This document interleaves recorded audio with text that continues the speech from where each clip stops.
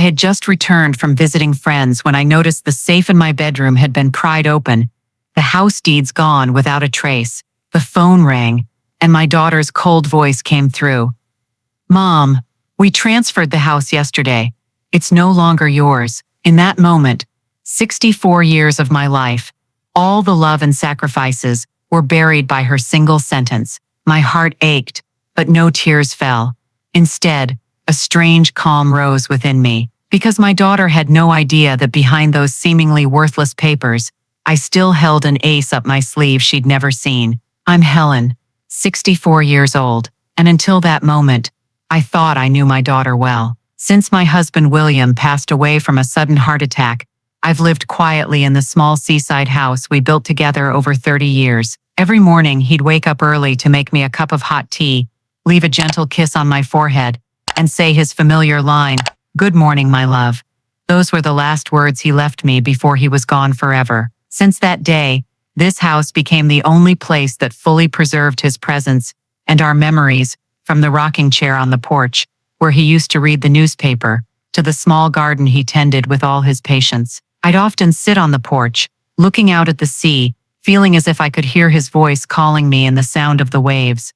I thought Amelia, my daughter, understood that too. From a young age, she grew up in this house, running barefoot on the sand, sitting on her father's shoulders, laughing brightly in the afternoon sun. I believed that in her heart, this house was a sacred memory, the very lifeblood of our family. But I was wrong. After marrying Patrick, a charming but debt-ridden young businessman, Amelia began to change. She looked at me with eyes mixed with irritation and reproach, constantly bringing up selling the house to help her career. Patrick was smoother, always feigning concern, but every word he spoke circled back to money. I tried to tell myself it was temporary, that my daughter was still the little girl who once whispered, "Mom, one day I'll build you a huge house." But a mother's intuition warned me that something terrible was looming. The seaside house, my last stronghold, suddenly became the target of ambitions I never imagined would come from my own family. Amelia visited me more often after her father's death, but not to fill the void in her mother's heart. She came to plant a relentless refrain in my ear, like a grating song on repeat. "Mom, this house is too big for you now. You don't need it anymore." At first, I thought it was just clumsy concern. I brushed it off with a smile, saying I was still healthy, capable of managing, and that this house wasn't just a home, but the soul of our family. But Amelia's smiles grew more forced, and her tone colder by the day. One afternoon, as I was watering the flowers in the garden, Amelia suddenly stood on the porch, arms crossed, her eyes scrutinizing every peeling brick. "Mom," she said, "just think about how much this house is worth now. If you sell, you could live comfortably for the rest of your life and help me and Patrick expand the company. Don't you want to see me succeed?" I froze, my grip loosening on the watering can, water spilling everywhere unnoticed. Her success, at the cost of the only home I had, the memories of a lifetime. I tried to keep my voice calm. "I have enough to live on. This house, it belongs to your father and me. It's not for sale." I thought my words would end the conversation, but Amelia pursed her lips, her eyes flashing with frustration mixed with anger. The next day, she returned with Patrick. My son-in-law, dressed impeccably in a suit, reeking of cologne, beamed as if bringing great news. They sat at the familiar dining table, once a place for family gatherings, now turned into a boardroom. Patrick opened his laptop, presenting a business plan with convoluted charts, concluding with the capital from selling the house, our company will take off. Investing in us is like investing in Amelia's future. I looked at my daughter. She no longer blushed or protested as she used to when Patrick exaggerated. Instead, she nodded in agreement, as if the plan was only natural. "Patrick," I said slowly, "this isn't an investment. This is my home. I have no intention of selling." The air in the room grew thick. Amelia took a deep breath and let out words that cut like a knife. "You're so selfish, Mom. Dad would be disappointed to see you clinging to these crumbling walls, missing the chance to help your own daughter." My heart tightened. William's image flashed before me, his gentle and patient demeanor, never once raising his voice at me. If he were alive, He'd surely protect me in this house. I looked straight into my daughter's eyes. Your father never taught me to sacrifice my dignity for someone else's ambition. Amelia flushed, about to retort, but Patrick placed his hand on hers, signaling silence. After that day, the tension no longer simmered. It erupted into silent undercurrents. Amelia called me, no longer asking about my health or sharing work stories, but fixating on one topic. Have you thought it through, Mom? This house could open so many opportunities. Once, she even sent a long text listing the skyrocketing property values, as if I weren't sharp enough to understand the market. I read it and didn't reply. In my heart, worry grew. Amelia, the child who once held my hand walking on the sand, now saw me as an obstacle. One evening, as I reread William's old letters, listening to the waves crash outside, Amelia burst in unannounced.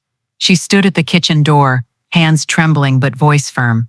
Mom, if you truly love me, sign the papers to sell the house. Patrick's drowning in debt. I can't let my husband go bankrupt. I set the letter down, looking at my daughter, seeing not a plea but a command in her eyes. Amelia, I said, you could lose everything, but I can't lose this house. This is where your father took his last breath. This is where I'll grow old. My words made her laugh bitterly. A stranger's laugh. You're choosing the house over me, then you never really loved me. She turned and left, the door slamming shut, leaving me alone in the dark kitchen.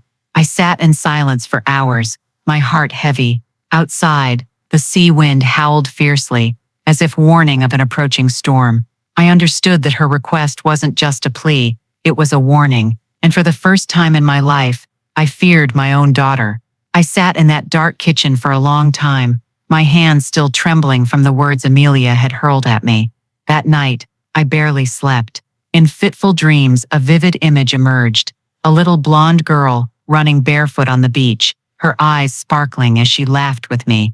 Mom, one day I'll build you the tallest house in town, she'd said, wrapping her arms tightly around my neck, her voice full of innocent love. I believed her, laughed, and thought nothing could ever break our mother-daughter bond. But looking at the Amelia of today, I saw those eyes were no longer pure. She gazed at me with a mix of disdain, as if I were a barrier on her path to success with Patrick. Those sweet memories became daggers, twisting deeper into my heart, because I knew the gap between us wasn't just generational, it was trust, shattered to pieces. The next day, Amelia returned, this time, not alone. Patrick was with her, and I caught his eyes scanning the house like a real estate agent appraising it. He smiled, but it was a cold smile. What a wonderful place, Mom, he said, emphasizing Mom in a fake tone. If you sell now, you'd get a great deal. I tried to keep my voice steady. This isn't for sale. This is my home. Amelia frowned but didn't respond. Patrick sat on the sofa, launching into talk of opportunities and the future, words so familiar they felt hollow. I stayed silent, but inside, a storm raged. I remembered when William was alive, how every weekend he'd repaint the white fence, carefully tending to each brick on the porch. He loved this house as much as he loved our family. I looked at Patrick, a man who saw only money, and for a moment I saw William in my mind, sternly shaking his head. That evening, I discovered something that deepened my unease. Passing through the living room, I noticed Amelia's laptop left open on the table. The screen was still on, displaying a spreadsheet filled with numbers. I meant to walk away, but my eyes caught the title, making my heart skip, Mortgage, Seaside House. My heart sank. Amelia wasn't just talking. She'd been planning for a long time. I quietly closed the laptop, sat on the sofa, and felt the familiar room suddenly turn foreign. The next day, I paid closer attention to Patrick's actions. He often made calls on the porch, his voice low but tense. Once, I overheard him. Don't worry, I'll have the power of attorney soon. She's old. She won't hold out much longer. I was stunned, clutching the doorframe to keep from collapsing. His words rang in my head like an alarm bell. Patrick didn't just want the house. He wanted to steal it outright. I began recalling small details I'd overlooked. The times Patrick entered my room, claiming to borrow a phone charger.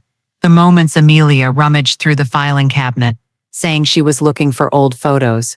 Piecing it all together, I saw a clear picture. They weren't just waiting for my consent. They'd been scheming to take it all along. That night, I sat before William's shrine, looking at his gentle, smiling photo. I whispered, "You see, William, how much our Amelia has changed. I've tried to hold on, but she no longer listens." Tears streamed down, but I quickly wiped them away. I knew I couldn't break down. William once told me, "Helen, this house will be your anchor if I'm ever gone. Don't let anyone take it." Now, his words echoed louder than ever. The next day, Amelia came. She didn't beat around the bush anymore, saying bluntly, "Mom, if you truly love me, you'll sign. If not, don't blame me." I looked at my daughter, my voice trembling but resolute. "You're choosing money over me. Have you thought of your father, of our memories?" Amelia hesitated briefly, then gritted her teeth. "Memories don't pay debts, Mom." In her eyes, I saw clearly, the little girl who promised to build me a house was gone. In her place was a cold woman, driven too far by ambition and fear. I stood there, watching Amelia leave, her figure fading into the fiery sunset. I knew then that we weren't just separated by a room or a generation, but by an unbridgeable chasm, and I also knew the real storm was just beginning. That day, I decided to visit an old friend in town. We sat drinking tea, reminiscing about our nursing days, the hospital, the long shifts. I smiled, trying to act normal, but my heart was heavy with what was happening between me and Amelia. As the sun began to set, I returned home, hoping the familiar sea breeze and waves would soothe the scratches in my heart. But as soon as I stepped through the door, a chilling premonition ran down my spine. The living room was eerily silent. The curtains swayed slightly despite no breeze, and something felt off in the way the afternoon sunlight streamed in. I set my bag down, moving slowly through each room, my heart pounding. When I reached the bedroom, I froze. The gray safe in the corner, where I kept important documents, had been pried open. Its door hung limp, hinges bent, lock broken. I sank to the floor, hands trembling as I rifled through it. Empty. All the house deeds, even the small savings book William left me, were gone. My throat tightened, unable to make a sound. Cold sweat broke out, my heart hammering. For a fleeting moment, I naively thought a thief must have broken in. But then reason hit. Who else could know the safe's code, besides Amelia? I'd given it to her myself, when she begged to help organize papers after William's funeral. Back then, I trusted her completely, without a hint of doubt. Now that trust turned into a knife, plunging into my heart. I called Amelia. Her voice answered coldly, as if she'd been expecting me. "Mom, you're back." I tried to stay calm, but my voice shook. "Where are the house deeds, Amelia? My safe was broken into. Who took them?" There was a pause. Then her familiar voice, now terrifyingly alien. "We've already moved them. Yesterday. You don't need to worry anymore." I went numb. "Moved them," I repeated, barely believing my ears, and then her icy reply cut like a blade. "We've handled the paperwork. You don't have to bother with the house anymore. Patrick and I will take care of everything." I dropped the phone, feeling the floor collapse beneath me. Years of raising her, sacrificing, trusting, all traded for a casual remark that my home had been taken. Not a single tear fell. Then, only a dull pain spreading through my body, like ashes falling into a dying fire. I sat motionless for a long time on the rocking chair, staring at the sea. The waves, once soothing, now seemed to drag me into an abyss. That night, Amelia came, no longer evasive.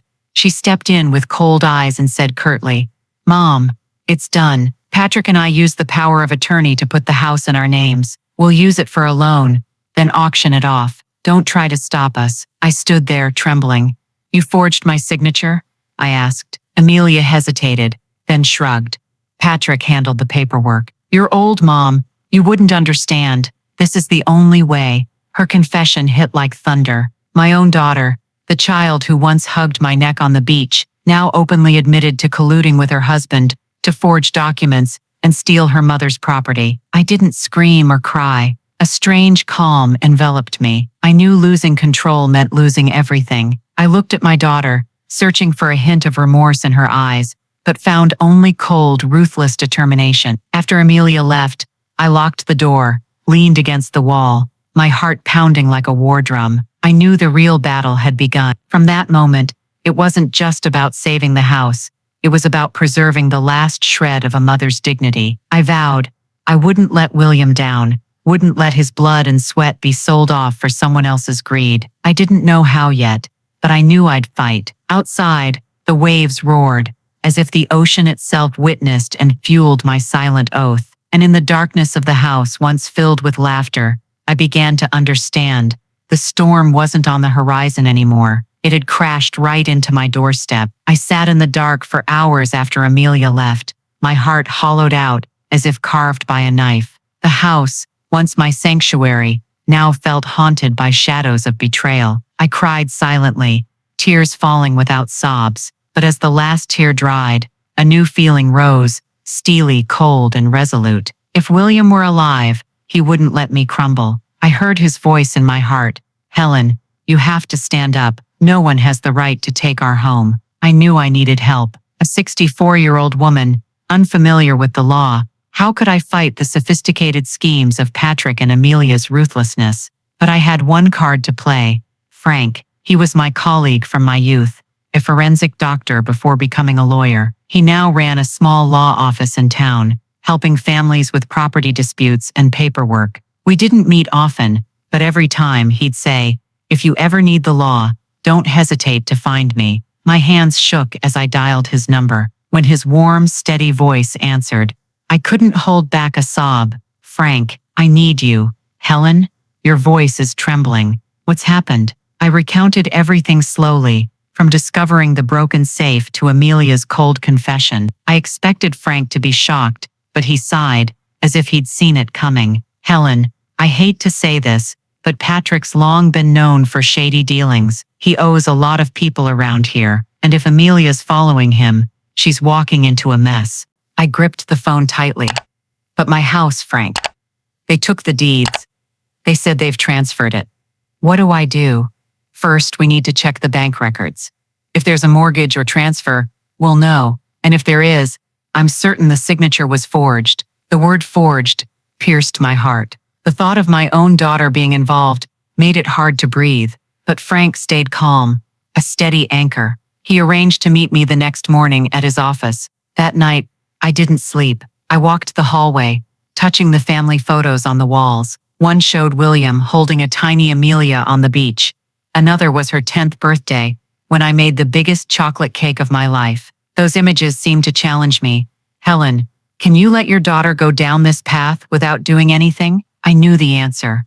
I had to protect not just the house, but the truth. The next morning, I went to Frank's office, a small, tidy red brick building. He greeted me with a firm handshake, looking me in the eye. "Helen, I need you to stay calm. From here, every step must be precise. If we rush, we could lose everything." He opened a file his secretary brought in. "I've done a preliminary check. The seaside house was submitted for a mortgage at the bank last week. The signer on the power of attorney is you." I was stunned, blood draining from my face. Frank placed a photocopy before me. It bore my name, a signature eerily similar, but I knew every stroke. It wasn't mine. "This is clearly forged." "But Helen, they did it cleverly. Without strong evidence, the bank will trust this valid document." I shook my head, bitter.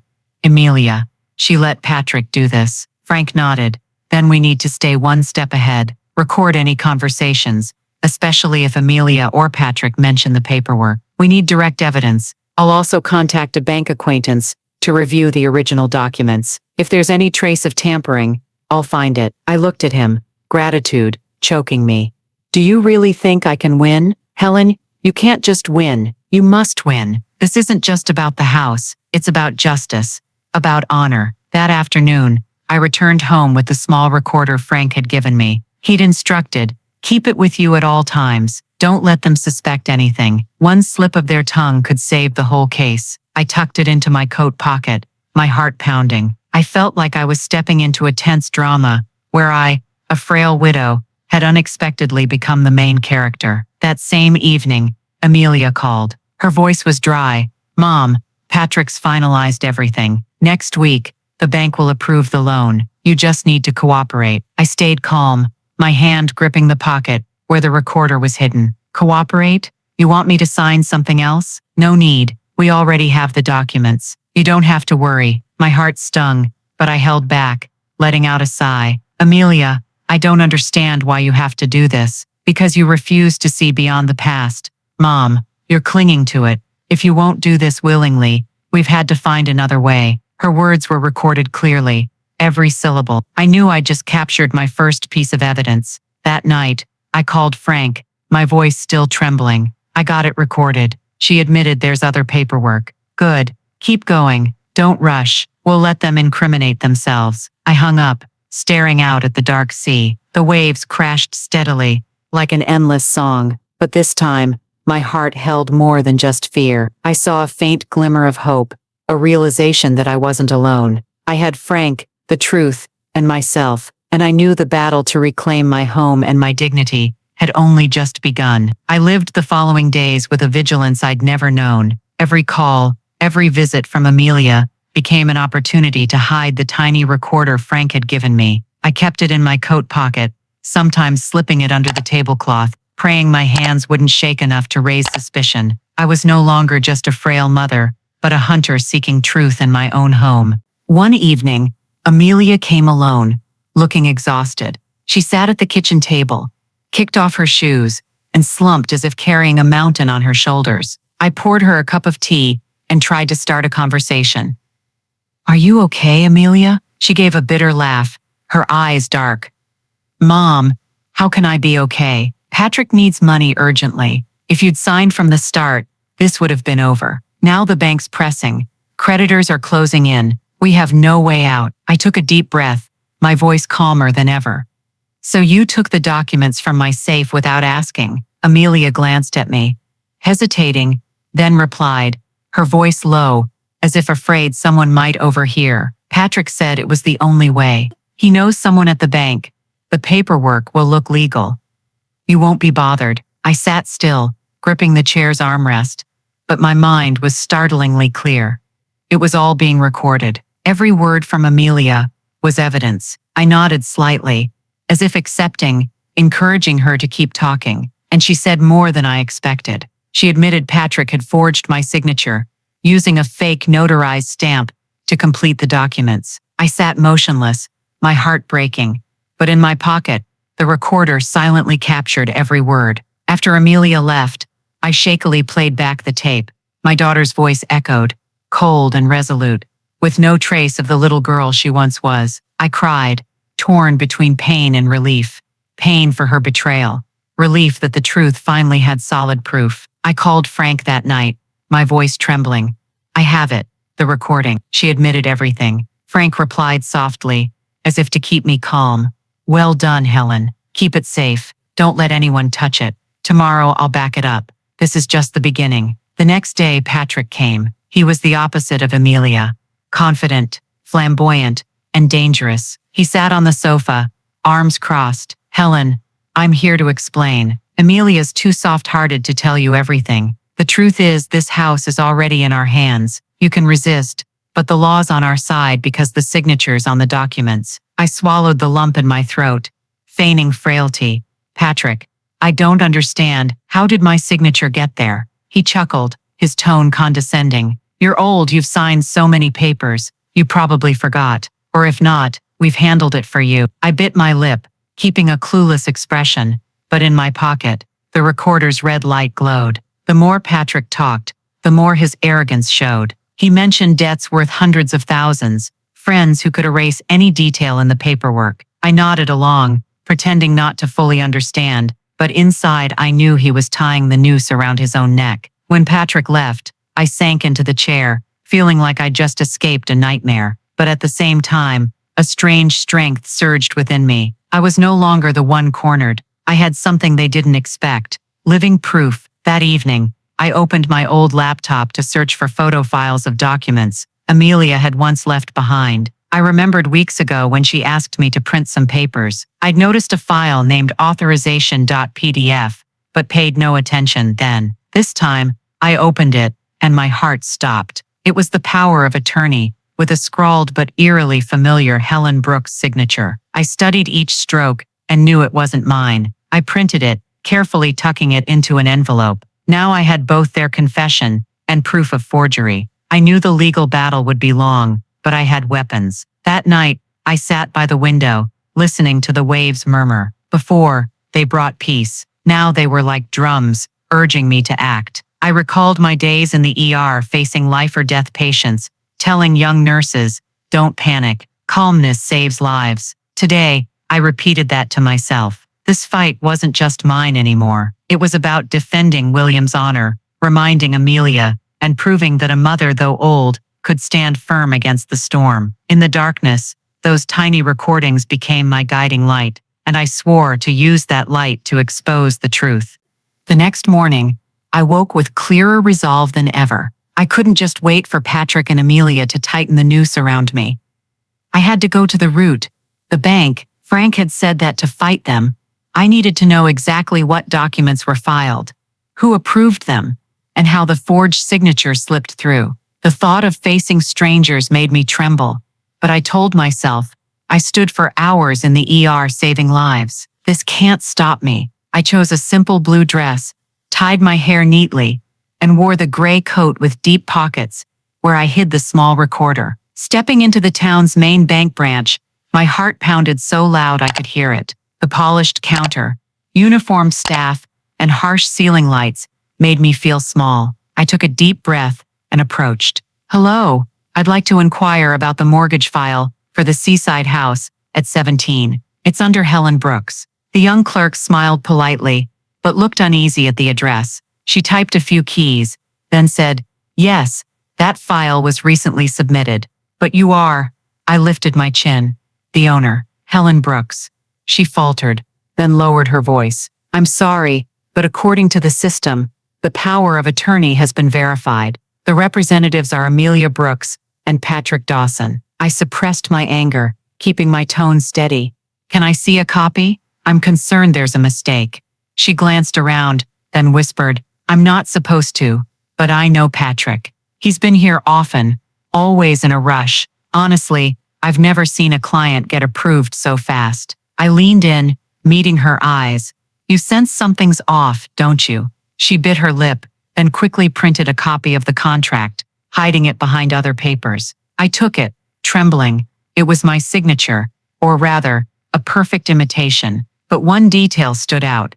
The date was when I was at the hospital for a checkup. I clearly remembered Amelia being with me all day. How could I have signed at the bank? I thanked the clerk, tucking the copy into my bag. Before I left, she whispered, "Be careful. Patrick said multiple times that the old lady's not all there. I think they're preparing in case you object." I stepped out of the bank, legs shaky, but my mind clearer than ever. A crack in their plan had appeared. The timing, the place, their haste. That afternoon, Amelia came. She looked haggard, eyes shadowed, hair disheveled. Instead of an apology, she went straight to the point. "Mom, I heard you went to the bank. Why? Are you trying to ruin everything?" I looked at her, voice calm. "If it's all legal, why are you afraid of me checking?" Amelia fell silent, then sighed. "You don't understand. Patrick's under immense pressure. Without this money, we lose everything." I searched her eyes for a trace of love, but found only fear and desperation. I knew Patrick had driven her to this, but her fear couldn't justify stealing my home. When Amelia left, I played the recorder. Her words rang clear. "Without this money, we lose everything." Another piece of the puzzle.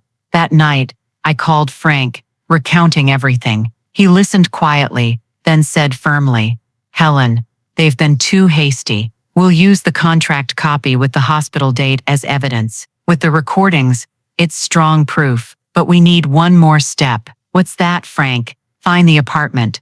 Patrick's also mortgaging. I've heard he's dragged Amelia's name into it. If true, we can prove he's exploiting not just you, but her too." I froze. Amelia, a victim too, despite her betrayal.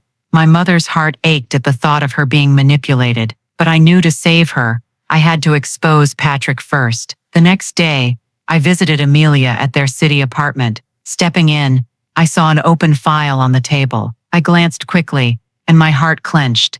A mortgage document for the apartment, listing Amelia Dawson and co-guarantor, Helen Brooks. I'd never signed, but my signature was there, bold as day. I forced a smile, pretending not to notice, and quietly left the recorder running in my purse. Patrick walked in, booming. Good. Everything's set.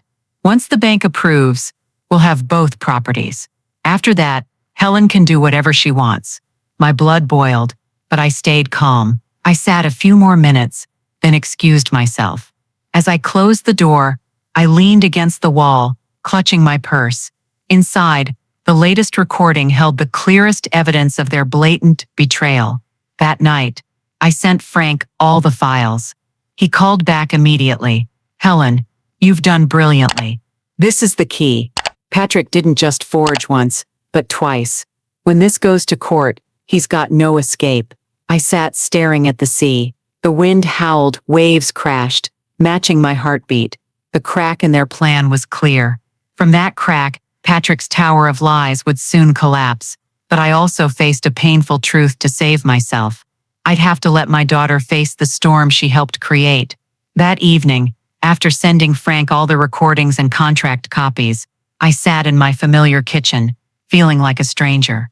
The house was the same, the smell of old wood, the sound of waves through the cracked window, the yellow lamplight on the worn wooden table. But I knew tomorrow, nothing would be calm anymore. The bank had scheduled a final meeting with Patrick and Amelia. They'd appraised the house, preparing for auction if the paperwork went through. And I decided I wouldn't wait any longer. I'd show up, no longer silent, no longer pretending to be frail. I'd walk in, present my evidence, and turn the tables. That night, I couldn't sleep. I wandered the house, each room whispering to me, the rocking chair on the porch, where William used to read, creaking faintly in the wind. I sat there, imagining him beside me, smiling gently as always.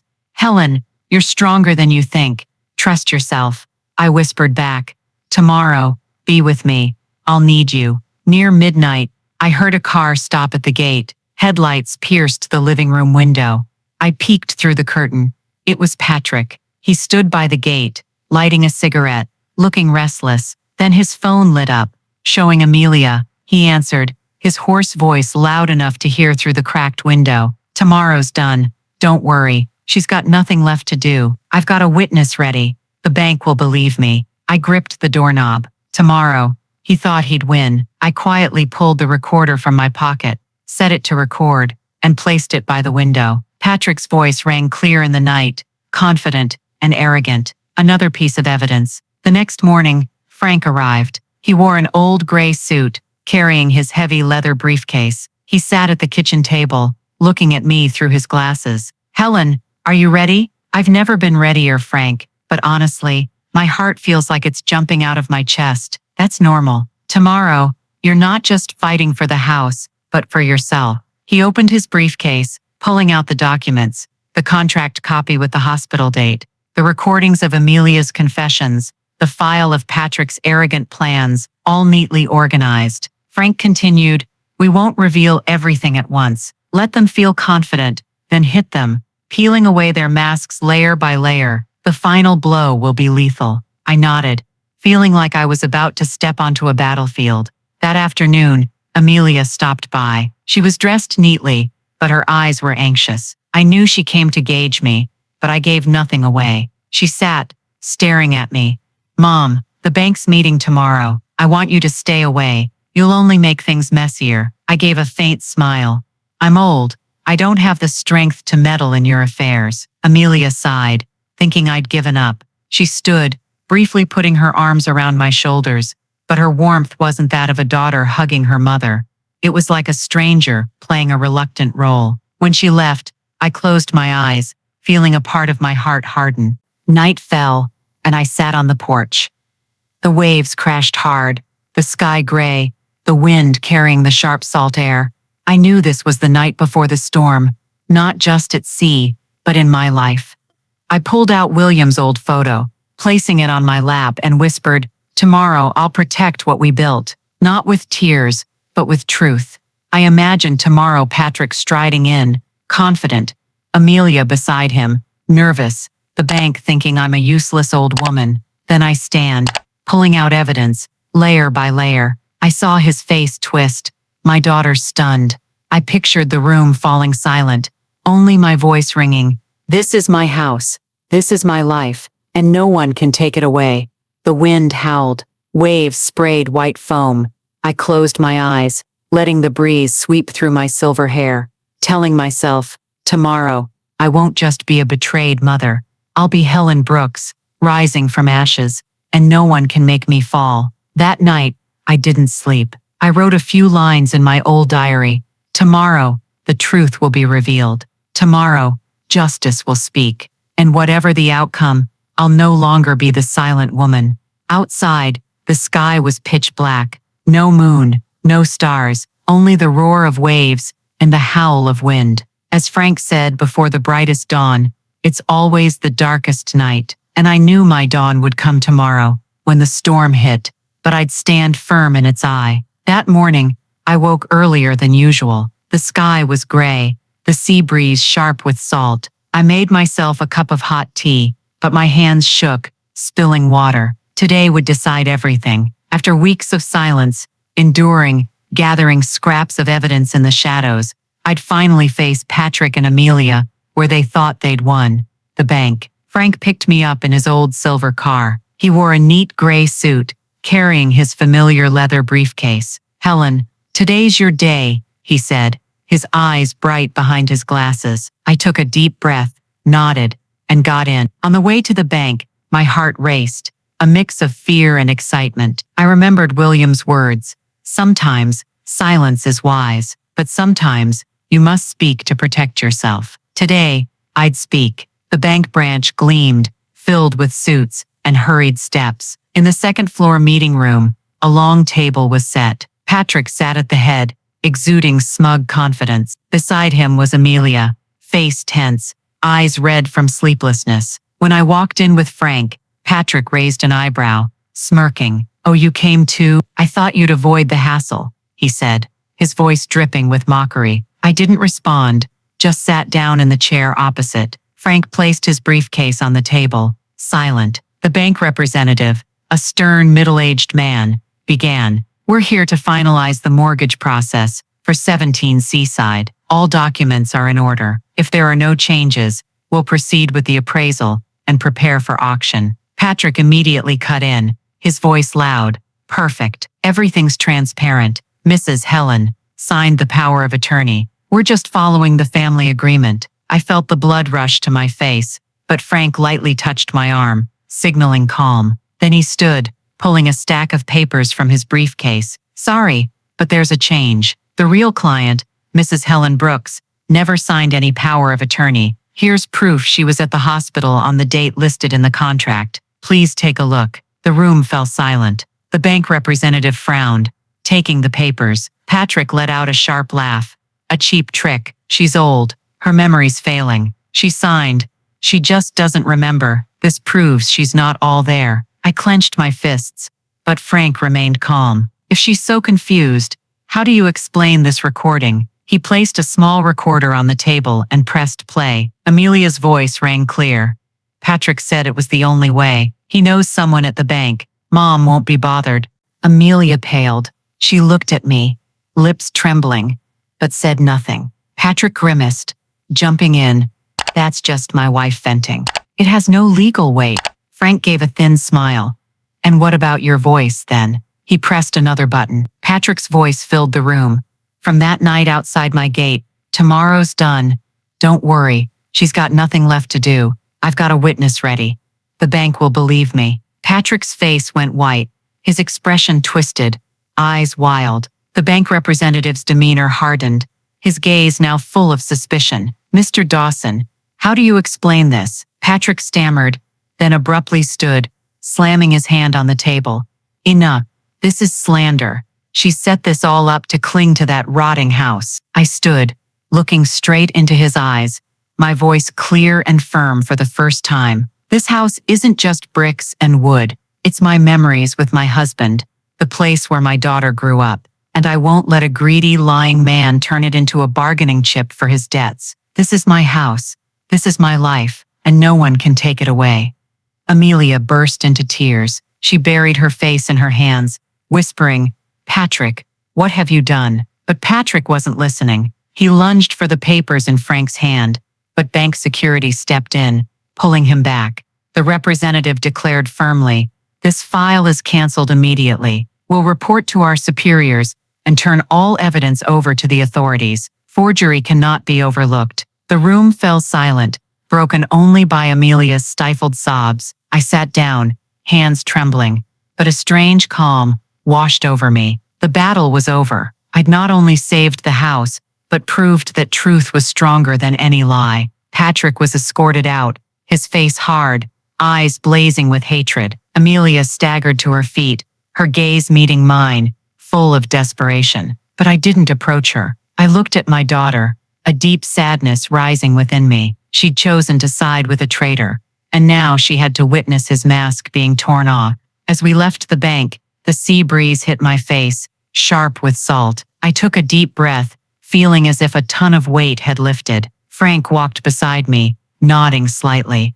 "Helen, you did it. This is just the first step, but you've won the most important battle." I looked at the gray sky, closed my eyes, and whispered to myself, "William, do you see? I kept our house. I didn't let anyone steal our memories." The night before the storm had passed, and in that gloomy day, I'd stood firm in the eye of the storm, emerging with a new fire in my heart.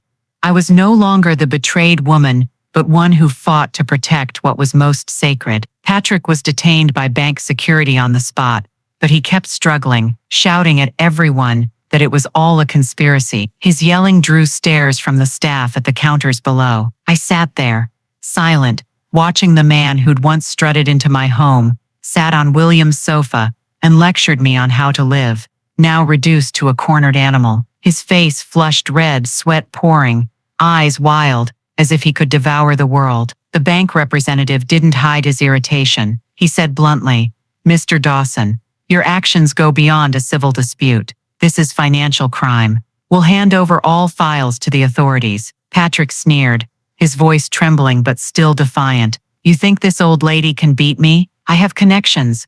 I have money. I'll get out of this," Frank replied calmly, like a cold blade. "Connections can't erase recordings or wipe away traces on paper. You were too hasty, Patrick, and you forgot that no one can bend the truth," Patrick shouted, pointing at me. "You'll regret this, Helen. No one can stand against me." I looked at him, eyes steady, and said clearly, "I'm not fighting you, Patrick. I'm protecting what's mine. You destroyed yourself with your own greed." Those words choked him. For a moment, his eyes wavered, as if he knew his walls had crumbled. Moments later, 2 uniformed police officers arrived. The bank had called them after hearing the first recording. One stepped forward, reading his rights. "Patrick Dawson, you're under arrest for investigation into signature forgery, financial fraud, and bank deception." Patrick thrashed, but was handcuffed. The metallic click echoed through the room. Amelia sobbed, rushing to grab his hand, her voice breaking. "Patrick, you promised me. You said it was all for us."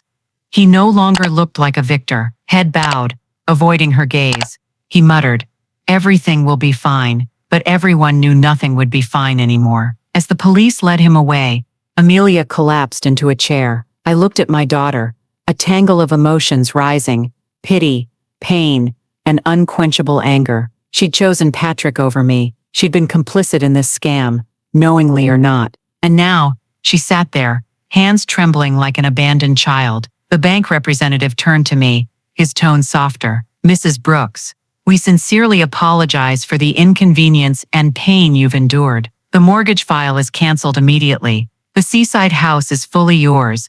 No one can touch it anymore." I nodded, trying to keep my voice steady. "Thank you. But please ensure this matter is investigated thoroughly." Frank placed a hand on my shoulder, whispering, "Helen, you've won. Let the law handle the rest." We left the meeting room. In the hallway, I heard the staff's murmurs. They looked at me with a mix of sympathy and admiration. I said nothing, only clutched my coat pocket, where the recorder that had been my companion through these grueling days still rested. Outside, the sunlight blazed down. I squinted, feeling like I'd just walked out of a raging storm. Frank turned to me. Now you need rest, but be prepared. Amelia will come to you. Sure enough, that evening, Amelia knocked on my door. Her face was gaunt, eyes swollen from crying. When I opened the door, she threw herself forward, collapsing at my feet. Mom, I'm sorry. I didn't know how far Patrick went. I thought we just needed some money to get through. I had no idea. I stood frozen, gripping the door to keep from crumbling. The sight was more painful than finding the safe broken open, because before me wasn't just a traitor, but still the daughter I'd carried and raised. Amelia, get up. I tried to keep my voice calm. She shook her head, tears spilling onto the doorstep. I don't deserve it. I chose Patrick over you. I was heartless. I was so blind I didn't see I was destroying our family. Now I've lost everything. You're all I have left. I wanted to pull her up, but my feet felt rooted to the floor. My mind echoed her cold voice from weeks ago. If you really love me, sign the papers to sell the house. Those words lingered like unhealed scars, bleeding anew. I took a deep breath, sitting down in front of her. Amelia, you know you were wrong, but an apology can't erase everything. What you did left wounds. I'm not sure I can forgive right away. She looked up, eyes shimmering with desperation. Mom, I don't need forgiveness now. I just beg to be near you, to make amends. I have nowhere else to go. The apartment's gone. Friends have turned away. Patrick is. Her voice broke, and she sobbed. Neighbors peeked from across the street, but I paid no mind. I looked at my daughter, my heart twisting. Was this the consequence she needed to face, to realize the true value of family? My voice softened. Come inside, Amelia. But no, this isn't the house you can command or disrespect me in anymore. If you want to stay, you have to learn how to be a daughter again. She nodded frantically, like a drowning person grasping a lifeline. I helped her inside. She sat on the old wooden chair where William used to sit, shoulders still trembling. I poured her a glass of water, placing it in her shaking hands. She was so unsteady it spilled. Mom, I remember when Dad used to sit here telling me sea stories. I forgot it all. I let ambition and fear blind me. Now Dad's gone, and I nearly lost you too. I turned away, hiding the tears welling up. I dreamed of hearing these words, but now they brought both warmth and pain. That night, Amelia asked to sleep in her old room. I watched her curled up on the single bed, her face so worn I barely recognized my daughter. I stood at the door for a long time, remembering mornings when William lifted her from that bed, her laughter ringing through the house. Then those images overlapped with recent days, when she coldly schemed to take the house from me. I returned to the porch, sitting silently, staring at the sea. The waves crashed, the wind blew, as if life cared little for one family's small tragedy. I cried, not just from pain, but from a fragile hope. Maybe, from this night, something could begin to change. I didn't know if I had the strength to forgive, but I knew I still had a mother's heart. And despite the betrayal, despite the scars, I couldn't abandon the daughter sobbing on my doorstep. The next morning, as I stepped onto the porch, the sea breeze carried a salty tang. I shivered, unsure if it was the cold or the emptiness inside. Last night, Amelia slept in her old room, while I stayed awake on the rocking chair outside. My mind replayed her collapsing in tears, begging for a chance. I'd let her in, but my heart hadn't fully opened. I was about to pick wildflowers for the living room when I noticed the mailbox by the gate ajar. Inside, amid dull advertisements, was a small brown envelope, no sender listed. I frowned, taking it out, feeling the rough paper and fresh ink. On the front, a few shaky handwritten lines. Be careful, Amelia won't give up. I froze. My fingers crumpled the envelope. I looked around. The seaside road was empty, only the wind whistling through the pines. No one was near to question or confront. The letter was like a whisper from the dark, warning that the storm wasn't over. I went inside, hiding the letter in my coat pocket. My heart raced. Who sent it? A kind neighbor? A bank employee who saw the ordeal? Or Patrick, through some intermediary? I didn't know, but one thing was certain. Someone believed Amelia's remorse wasn't genuine, that her tears were an act, or worse, she was planning another move. In the kitchen, Amelia was washing dishes. Seeing her hunched under the morning light, She looked nothing like the confident architect she once was. I wanted to ask about the letter, to look into her eyes and demand, "Are you still scheming?" But I swallowed the urge, knowing haste could ruin my chance to uncover the truth. Frank called at noon, his voice heavy. "Helen, I just heard Patrick's private lawyer is pushing for his bail, citing health and business debts. If they succeed, he could be out in a few weeks." I gripped the phone. "What do you think he'll do first?" "I think he'll go to Amelia, and maybe to you." Frank's words cut like a knife. For a moment, the warning letter flashed in my mind. If Patrick was released, he'd come back, and Amelia, would she stand with me, or be pulled back into his vortex? That afternoon, while collecting laundry from the garden, I saw Amelia by the window, staring blankly at the sea. She turned when she heard me, forcing a strained smile. "Mom, I was thinking, maybe I should find a job, start over. I can't keep relying on you." I nodded, but suspicion gnawed at me. Was she truly starting anew, or just playing a role to win me over? That evening, I opened the envelope again. The words seemed to burn deeper. "Amelia won't give up." I placed it beside William's old diary, as if he could witness it too. I whispered, "See, even when she begs and cries, someone thinks she hasn't stopped. I don't know who to trust anymore." The next day, news broke. Patrick had officially applied for bail. Local papers wrote about businessman Patrick Dawson and his infamous debts, mentioning my seaside house as part of the scandal. My hands shook as I read. This house, once a peaceful family haven, was now a headline, proof of my son-in-law's greed and my perceived weakness in others' eyes.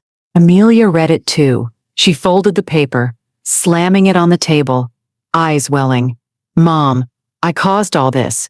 If I hadn't trusted Patrick, things would have been different."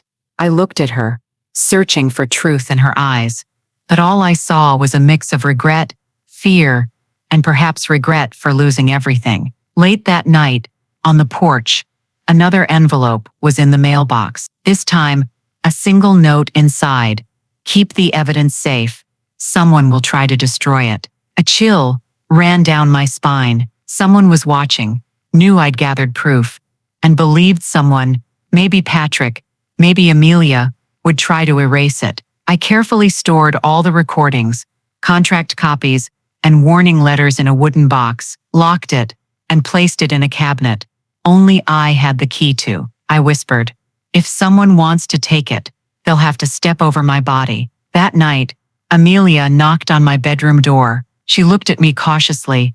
"Mom, do you trust me?" I stayed silent for a long time before replying. "I want to trust you, Amelia, but trust isn't something rebuilt in one night.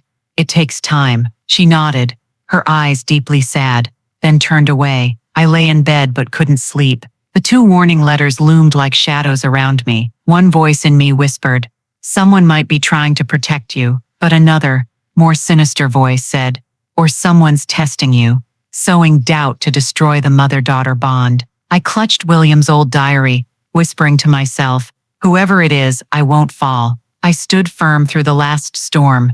No warning can bring me down now. Outside, the night sea roared. I knew another storm was approaching, and this time, I had to prepare not just to keep the house, but to decide, could I still hold on to my daughter, or would I have to let her go forever? I left the seaside town on a foggy morning, taking only a few suitcases of clothes, the locked wooden box with all the evidence, and William's diary. The house stood there, silently watching me leave like an old friend without blame or clinging. Amelia begged to stay and make amends, but I knew the distance between us needed a pause. If we kept facing each other under the same roof, suspicion would kill what little remained of our bond. I chose to leave, to start anew somewhere I could find peace. The new town was a few hours' drive from the sea, nestled among green hills, no salty tang, just the scent of grass and earth after rain. I rented a small second-floor apartment in an old house, its window overlooking a central square,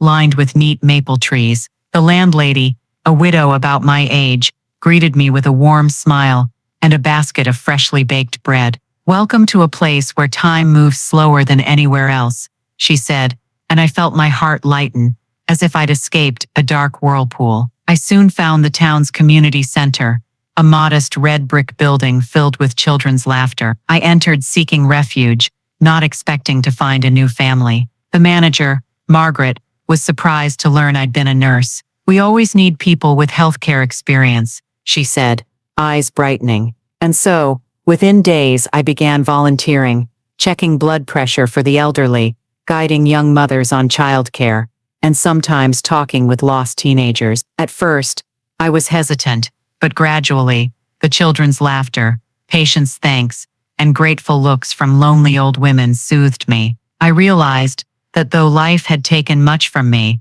I still had something to give, and in giving, I found peace. One afternoon, while teaching young women basic first aid, a stranger walked in. She was thin, with dark circles under her eyes, holding a 4-year-old girl's hand. I flinched. Her face was strangely familiar. Then I remembered, she was in a photo on Patrick's phone, someone he'd called his European investment partner, but now stood before me, haggard. She hesitantly asked, "Excuse me, is this where I can find help?" I left Patrick. My heart clenched. His name, though distant, still stung like an unhealed wound. I invited her in, gave her water, and listened. Patrick had deceived her too, promising a new life for her and her daughter, only to abandon them amid debts. She cried into her hands. I was as foolish as Amelia. We both believed his promises, from a man who only used us. I sat beside her, placing a hand on her shoulder. "You're not the only one, but you escaped. You have your daughter now. That's what matters most." In her grateful eyes, I saw my own wounds begin to heal, not through revenge, but by helping others who'd been hurt. That evening, I wrote in my diary, "William, I met another of Patrick's victims. I realized the storm we endured didn't just tear our family apart, it swept up other lives too. If I can help them, maybe that's how I keep you present." Life in the small town became a familiar rhythm. Each morning, I walked through the square, greeting familiar vendors, the scent of roasted coffee mingling with the breeze. At noon, I was at the community center, hearing tearful but resilient stories. At night, I returned to my small apartment, wrote in my diary, and lit a candle under William's photo. Once, while packing up medical supplies, Margaret whispered, "Helen, you have a gift. The whole center wants you to officially take the volunteer coordinator role. You've brought hope to so many." I was surprised, then smiled. I came here for peace, but found a new purpose. I nodded, feeling warmth spread through me. Still, a void remained. Amelia. Sometimes, I got her letters, shaky words full of remorse. In one, she wrote, "Mom, I'm trying to find work. I know you can't forgive me yet, but please believe I'll never repeat my mistakes. I hope one day you can call me your daughter like before." I read it, folded it, and didn't reply. I wasn't ready, but at least I knew she was trying. One evening, after my shift at the center, the woman Patrick deceived came to me. She handed me a thick envelope.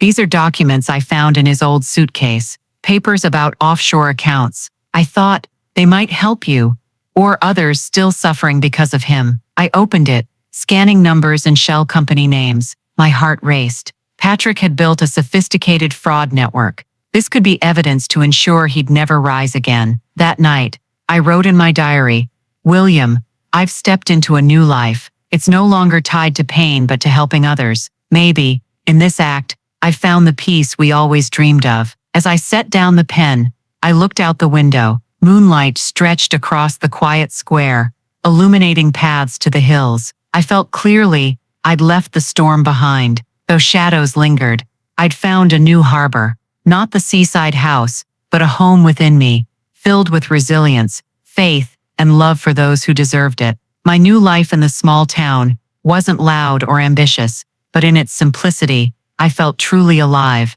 for the first time in years. One late autumn morning, returning from the community center, the landlady handed me a thick envelope, stamped from the state prison. I froze. For a moment, a familiar yet strange feeling stirred. The letter was for me, signed in the corner by Patrick Dawson. I took the envelope to my room, sitting at the wooden table by the window. Outside, red maple leaves fell gently, serene in contrast to the chaos his name evoked. My hands trembled as I tore it open. Inside were pages of handwritten text, scrawled but still bold with Patrick's characteristic confidence. Dear Mother Helen, the letter began. You're probably surprised to see this, but in these cold four walls, you're the only one I can write to. I read on, each word an echo of a once arrogant man, now confined in a damp cell. Patrick wrote of sleepless nights, claiming he only wanted to provide for Amelia, but went about it wrong. He admitted to forging documents, borrowing money through deceit, but then blamed circumstances. If the bank wasn't greedy, if society wasn't cruel to entrepreneurs, I wouldn't have done it. I set the letter down, sighing. Even now, he justified himself. But at the end, his tone shifted. Mother Helen, I know I have no right to ask forgiveness, but please tell Amelia, I still love her. Give her a chance to start over. If anyone can guide her back to the right path, it's you. I folded the letter, my heart heavy. Part of me wanted to throw it away, but another part found it worth pondering. Patrick might be ruthless, but to Amelia, he was still her husband, the man she'd trusted completely. Would she be strong enough to break free, or would she stay chained by his sweet words?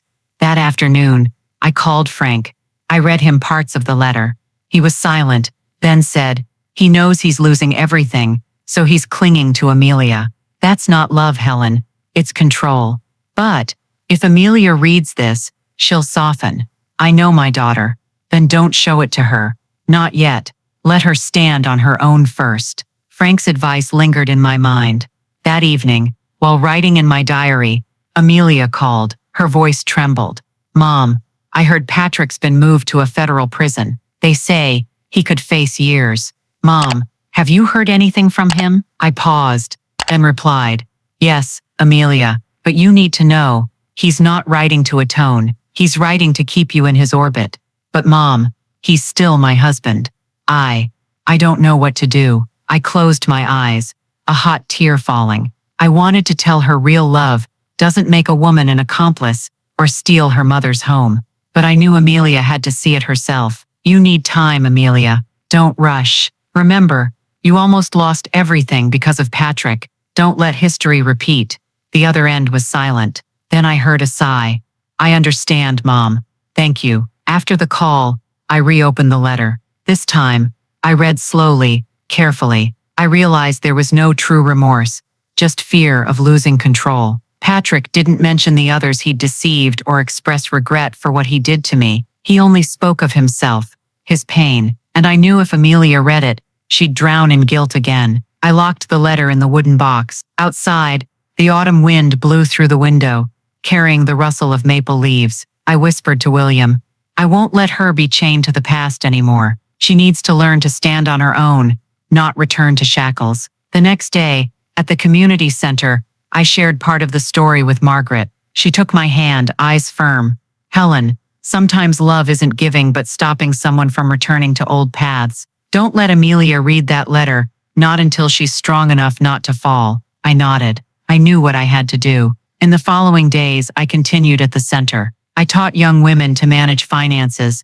urging them never to sign papers they didn't understand. In their faces, I saw Amelia, myself, and countless others hurt by misplaced trust. At night, I opened my diary, writing the day's final line. Today, I got a letter from prison, but instead of fear, I see clearer than ever. True strength lies not in others' promises, but in refusing to repeat mistakes. I'll protect Amelia, even if it means hiding painful truths. Outside, moonlight bathed the quiet town. I closed my eyes, letting the breeze carry my thoughts, knowing a new chapter was unfolding, one where I was no longer a victim but a guardian of faith, for myself and my daughter. I kept Patrick's letter locked in the wooden box for weeks. Each time I opened the cabinet, seeing it there felt like holding a spark that could burn everything I'd rebuilt. Amelia still called, her voice fragile, sometimes hopeful, sometimes trembling with fear. But I never told her Patrick wrote to me. I knew if she found out, she wouldn't be strong enough to resist his final hold. Life in the small town flowed with gentle rhythms. I woke early to stroll the square, hearing church bells ring in the breeze, breathing in the aroma of freshly roasted coffee from the corner shop. I went to the community center, teaching young women their legal rights, showing kids how to treat cuts or burns. Sometimes, I laughed when children asked, "Mrs. Helen, how do you know so much?" I'd reply, half joking, "Because I've made more mistakes than you can imagine." But at night, in my quiet room with only the ticking clock, I thought of Amelia. How was she living? Had she found a new job? Did she still cry over Patrick? I wanted to open my arms to her, yet feared doing so would undo all we were learning: independence, strength, and the lesson that trust must be placed wisely. One evening, after my shift, the landlady called me over. She handed me a new envelope. "Another letter for you," she said, eyes tinged with worry. My heart pounded as I took it. The return address was from the prison. I sat on the wooden chair on the porch and opened it. This time, Patrick's handwriting was shakier, less arrogant, steeped in desperation. "Dear Mother Helen, I know you got my last letter. I guess you didn't show it to Amelia. Maybe you're right. But today I'm not writing to justify myself anymore. In this cold gray cell, I'm truly stripped bare. I've lost everything: freedom, honor, family. I realize I turned Amelia into an accomplice to my ambitions. You can hate me, but please, don't let Amelia hate herself. Help her forgive herself, Patrick." I read it over and over. For the first time, I sensed something real. Not full remorse, but a belated realization. I set the letter down, sitting in silence. Outside, maple leaves rustled, moonlight bathing the town. I knew it was time to choose: keep hiding, or let Amelia face it all. Days later, Amelia came unexpectedly. She knocked on my apartment door, her face gaunt, but her eyes brighter than before. She sat, hugging herself. "Mom, I found a job. It's small, just a design assistant at a little company, but I'm paying rent, covering bills." I smiled, proud yet choked up. "That's my girl, Amelia." She looked at me, silent, then whispered, "But I'm still haunted. Haunted by selling out everything, even you." I don't know how to forgive myself. I took her trembling, thin hand. In that moment, I decided. I stood, opened the cabinet, and took out the wooden box. I placed it before her, pulling out both of Patrick's letters. "You need to read these, but when you're done, remember, forgiveness isn't for Patrick. It's for you." Amelia shakily opened the letters. Her eyes scanned the words, first angry, then breaking into tears. When she read Patrick admitting he made her an accomplice, she sobbed, covering her face. "I was so foolish, Mom. I let him control me, turn me into a shadow." I held her, whispering, "No, Amelia. Mistakes don't define you. What defines you is whether you rise from them." We sat in silence for a long time. Her tears soaked my shoulder, but this time, I felt no coldness. I felt warmth returning. Not the warmth of the innocent girl from years ago, but of a woman learning to start over. The next day, I took Amelia to the community center. I wanted her to see where I'd found purpose. She quietly watched me check an elderly man's blood pressure, then teach young women to read contracts. After the session, she said softly, "Mom, I want to help. I may not know much about healthcare, but I can teach them to read blueprints, redesign spaces, make safer homes for women and kids." I looked at her, surprised, then smiled. For the first time in months, I saw light in her eyes, the light of someone wanting to give, not just take. From that day, Amelia volunteered with me. She patiently spent hours teaching young mothers to arrange furniture to prevent accidents. She shared her bitter lessons, urging girls not to sign papers they didn't understand. I watched, my heart swelling with new faith. Maybe at last my daughter had learned. Weeks later, we got official news. Patrick was sentenced to years in prison, with no chance of bail. Reading the report, Amelia sat still, eyes teary. She said quietly, "I thought my life was tied to him. Now, I see letting go isn't loss, it's salvation." I nodded.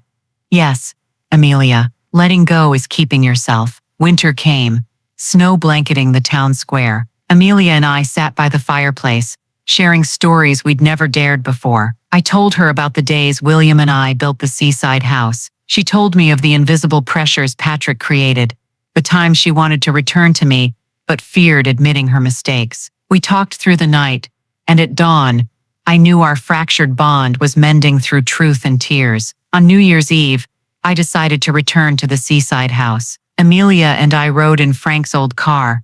He insisted on driving us. When the door opened, Amelia stood frozen. She stepped inside, touching the walls, the windows, her father's rocking chair. Her tears fell, not from regret, but gratitude. I'm sorry, Mom, and sorry, Dad, but I promise, from now on, this house won't be a commodity. It'll be where we keep our memories. I hugged my daughter, nodding. We spent the day cleaning, cooking, and at night, sat on the porch. The sea sang its familiar song. I looked at Amelia, seeing a new maturity. She was no longer the arrogant girl who pressured me to sell, or the broken woman collapsing at my door. She was someone new, stronger, kinder, and able to let go. I looked at the night sky, whispering to William, "See, our daughter's back.